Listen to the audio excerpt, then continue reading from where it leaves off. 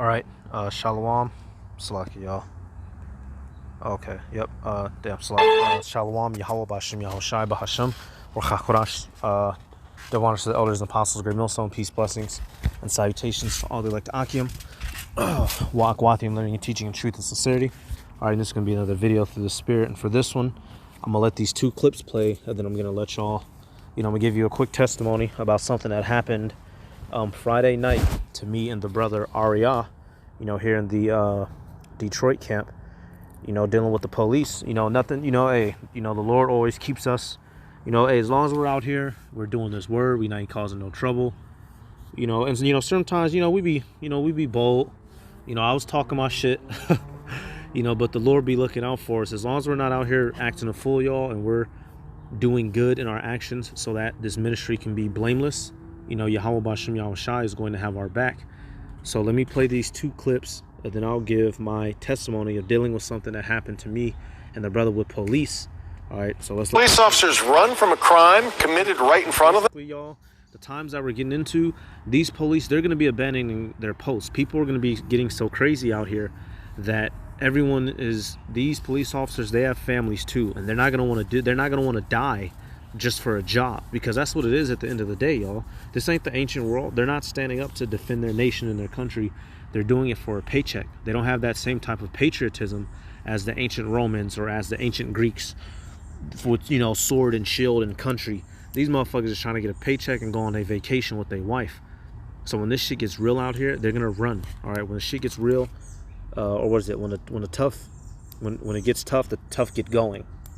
All right, let's let it play. Now, this actually happened out here in Detroit not even a day ago. And this is catching a lot of attention. Surprising video shows a man pull out a gun and start firing right before officers take off. Glad you're with us tonight for Local 4 News at 6. The department has now launched an investigation into what was captured on the officer's own dash cam. Defender Sean Lay has been digging into this all day. And Sean, you're finding these officers could face some real consequences for this. Absolutely. One officer right now already suspended, facing some discipline within the department. However, both officers involved in this could be potentially charged criminally outside of the department. The chief talking about this now after this video was made public.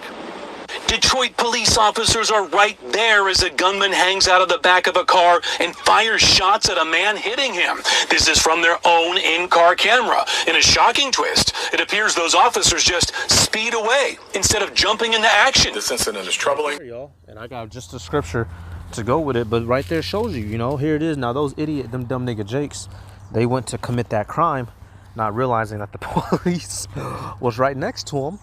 But then what? The spirit of fear hopped on those officers and they took off for their life. They saw that AR-15 and they assumed that all them Jakes in that car was armed. And so those cops took the fuck off. They left that Jake. They're going to further explain it, but they took off. They left that dude that was getting shot at. He got hit a couple times. All right, but they eventually ended up circling back to get him, medical attention. But right there, they were supposed to pull their guns out and shoot that car up, So what does this go to show you? These officers, and not only just because I believe it was Israelite officers, Jake officers in that car, but they have the spirit of, when they're big and bad when they're in a group, or when you're unarmed, or when it's 10 of them and it's one of you. But when you have the ability to meet them with force, they're scared. All right, let's go to Jeremiah. All right, so hey, it's gonna be real still out here, man. When the people get to butchering each other and going Billy Badass, these officers is gonna be just a running. All right, you're gonna be running, and police gonna be running right next to you. Jeremiah 51:30. It says, "The mighty men of Babylon have forborne to fight.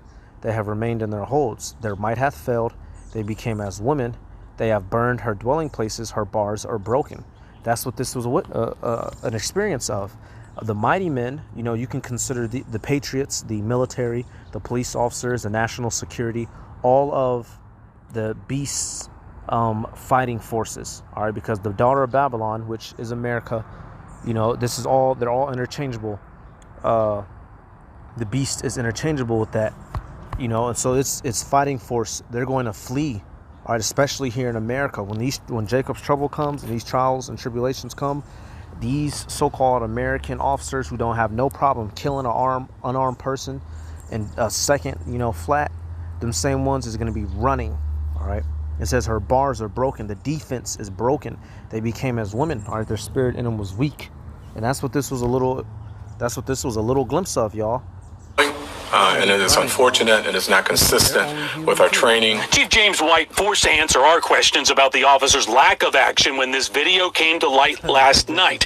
But this took place back on... Man, don't be out and about. You know, certain hours of the night. You know, hell, you know, hey, man, brothers, you know, may go out, get them a drink, get them some food. After that, man, get home. Don't be out like this. When it's dark like that, there's really no reason to be walking on the street unless you're catching the bus home from a late night shift. You know, you do the graveyard shift, because this is the type of shit that happens at night. June the 30th, we asked the gunman and people in the blue car, did police let them get away? That's part of why we're very concerned. We should have had an opportunity to get them off the street. Did those same officers come back to help the man who was shot? They did. They did, in fact, circle back to help the man that was shot in the leg. Did the officers even call the shooting in? Yes. And I'm going to leave that there because we're getting into the meat of the investigation. Shocking is... See, this whole system is so wicked. Well, we're going to leave that there because now we're getting... What are you going to do? You're either going to prosecute them and charge them for abandoning their post, or you're not. You know, why be all secretive and weird about it? You know, so it's just a system of deception, you know, overall. All right, but that's mainly this clip. Let's get the next clip. So they abandoned that dude right there. You know, let's get this clip. Your purchase could be free when you use your Credit Karma Visa debit card. Free groceries, free gas, or Right now, a highly charged police call. A man with a gun drawn, a scared woman hiding behind a police officer. Then the officer seemingly just walks away. Why? Tonight, this video is at the center of a Chicago Police Department investigation. Here's our Charlie DeMar, live in the loop now. Charlie. Brad and Erica, good evening. Today, our newsroom received a short video clip. But the short clip that it does show investigation.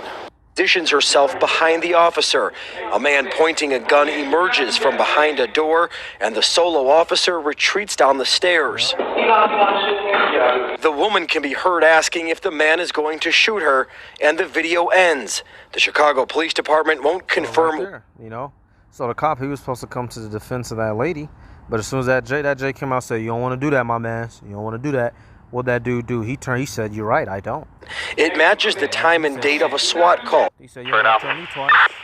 He's in the stairwell. And there are some clues on the video. The timestamp reads June 22nd. It matches the time and date of a SWAT call that CPD responded to near Oglesby and... You don't want to do that, my man. Meaning what? You don't want to come to the defense of this woman. You're not getting paid enough, and this is going to end with either me dead or you dead or all three of us dead, all right? And that cop realized that, and what did he do? He fled, all right? He became as a woman, and he got himself out of there. All right, and that woman wasn't no innocent. If she was innocent, she wasn't living a wicked life, she wouldn't have put herself in a position to where niggas drawing a pistol out on you. What I'm not saying, you know, niggas shouldn't be drawing pistols out on her. He shouldn't have been drawing guns down on her anyway. But you best believe she not innocent, you know. But these are just examples to go to show you. So let me get this scripture, then I give our testimony real quick. You know, I give it from my end. You know, this ain't the first time this has happened either. But, you know, I swear, man. Second Esdras, what is that? 15 and 16. Second Esdras 15 and 16. It says, For the sword and their destruction draweth nigh, and one people shall stand up and fight against another, and swords in their hands. And that's what we're seeing. It's drawing nigh, the time period where people are killing each other indiscriminately, especially based off of race, especially race against race, nation against nation. We're about to see that here very soon. It says, For this will be sedition among men, and invading one another. They shall not regard their kings nor princes, and the course of their actions shall stand in their power. And what we just saw was a piece of that. He didn't care about what that cop was about to do. You could consider, now the kings and the princes would be higher ups, you know, judges, the lawyers, the people who, you know, politicians, presidents, but even on a lower level, in the middle of the street, the king of the streets is the police, because they have the ability to take your life right there or to put you in cuffs and bind you. But at that moment, that Jake didn't regard him. He didn't give a shit. He had his sword in his hand, and he was ready to swing it. All right, and what was that sword, that gun? He was ready to let them bullets rip. And that's what we're about to see. All right, so these big, bad, tough police, when you're ready to give them force, they're not so big and bad and tough after all. All right, so just to give our quick little testimony real quick.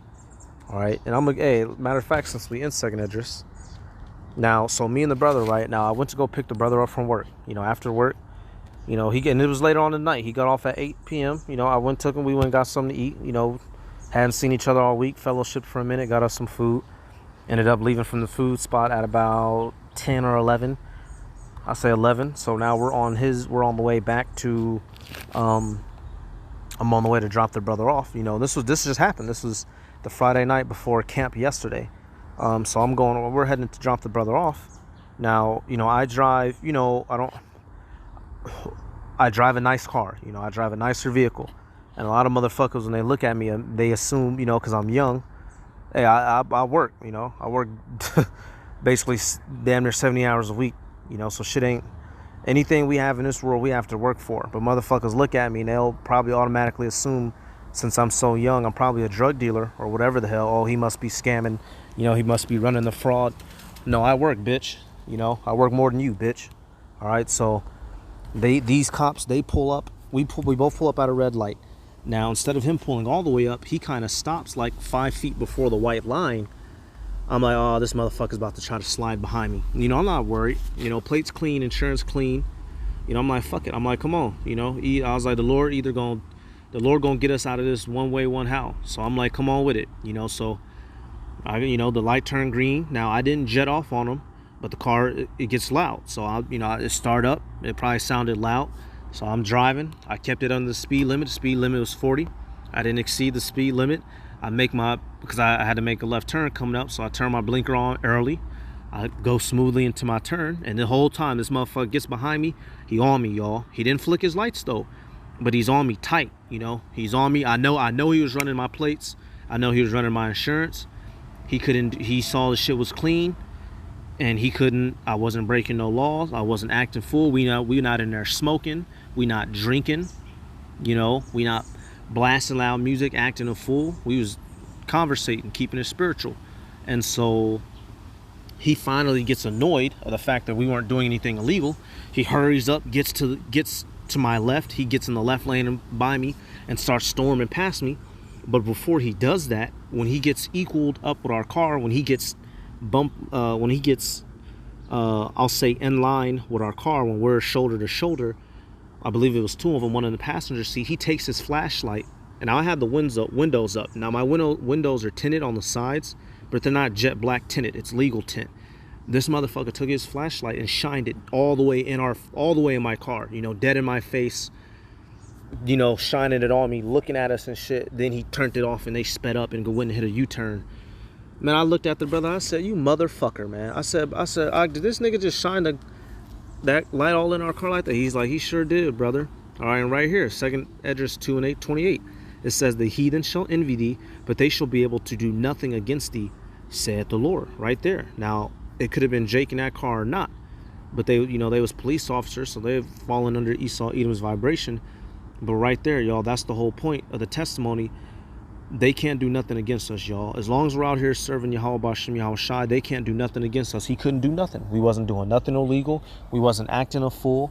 You know, hey man, I had the GPS on, going back to the brother spot. Who you know gang banging? What gang banger? What killer? What hood nigga you know use GPS to get around? You know what thug nigga you know turn on the GPS? You know what? Ray, turn on that GPS, my nigga. You know, man, come on. You know, if we was really, we would have had damn Chief Keef blasting, you know, smoking weed if we was really on some shit. We wasn't on nothing, man. But hey, y'all, it goes to show you the Lord keeps us, man. No matter what these people's intentions are, Yahweh B'Hashem Yahweh Shai keeps us. And so they're big and bad and tough on us. You know, they can shine the light on us as two unarmed individuals in that car, not doing anything innocent. But when they're met with this 69th in the right here, you know, now they want to run. So it's going to be bittersweet when we finally see this stuff start to pop off and the Lord gives these motherfuckers their just desserts. Because this, you know, see he want to run when Jake come out with the sword. But when Jake is unarmed and not facing him or has their hands up, you know, that's when you want to choke us, you know, tase us, shoot us down. And we understand, you know, if those Jake wouldn't have been arguing and resisting, they probably wouldn't have had to deal with that situation in the first place. But it gets aggravating because in situations like that, when you're not doing anything wrong, like how, you know, me and the brothers just going home, you know, they gonna come do that. Now, you know, that was antagonization. You know, if we was some niggas in the world, we would have, you know, that could have turned into a bad incident. You know, we could have tried to get behind them and be like, hey man, why'd you shine that light on us? Then they would have used that as an excuse to hop out on us and get to beating our heads in. But the Lord kept us, y'all, and that's the whole point of it. You know, hey, the Lord gonna get these motherfuckers, y'all. Y'all just wait. Let's get this. We get one more right here. Now, ultimately, you know, I'm gonna start with this right here. Yeah, perfect, man. Psalms 91:9. It says, because thou hast made the Lord, which is my refuge, even the Most High thy habitation, there shall no evil befall thee, neither shall any plague come nigh thy dwelling. For he shall give his angels charge over thee to keep thee in all thy ways. All right, and that's what we experienced that night. Because when I tell y'all, this nigga was on me like white on rice, y'all. This motherfucker was looking for every excuse to pull us over, and I didn't give him one. Actually, as a matter of fact, and I just remembered, the water Yahweh Bashim Yal Shai, before we left the restaurant that night, the brother was drinking a little bit, and I was actually gonna ask him if he wanted to drive, you know, because I've been up working all day, went to the gym and shit. I was like, man, I'm gonna ask the brother if he want to drive. You know, I thought about it. I was like, no, you know what? I was like, no, man, the brother been drinking. You know, this car gets a lot of attention. If the police see us and stop us, and he has some drink in his system, you know, we're both gonna be fucked. So I was like, you know what? No, I'm gonna drive. I was like, fuck it, I'm tired, but I'm sober. I'm gonna drive us home. And lo and behold, y'all, you know, the Lord kept us. Right here, verse 11, it says, for he shall give his angels charge over thee to keep thee in all thy ways. You know, so as long as we're not out here acting a fool, y'all, we're gonna be delivered. But you best believe that when this stuff gets serious out here, like in these two clips I just showed y'all, these motherfuckers are gonna be running. Let's let it play again real quick and we'll close it. Here it is. This cop was supposed to spring into action. You was supposed to ram them, you know, apprehend them or shoot them down, whatever the hell. They took the hell off, man. I don't respect them not one bit, y'all. I don't respect them not one bit at all. All right, so that's about it. You know, I'm gonna give all praises to Yahweh Bahashim, Yahweh Shai Bahashim, Rachachorash. Double honors to the elders and apostles of Great Millstone. Peace, blessings, and salutations to all the elect Akim. Walk, Wathim, learning and teaching in truth and sincerity. And I'm gonna say Shalom. You see Jake looking over at them. Yep, that's it. You know, so Shalom, y'all.